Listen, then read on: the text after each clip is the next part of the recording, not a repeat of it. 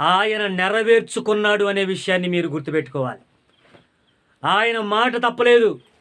అయితే ఆకాశ నక్షత్రాలు చూసినప్పుడు కానీ, ఇసుక రేణువులు చూపించినప్పుడు కానీ అబ్రహాములో ఏ విధమైనటువంటి సందేహం మనకు కనపడదు. కానీ శారాలో సందేహం కనపడింది. ఆమె గుడారము మాటును కూర్చొని నవ్వింది.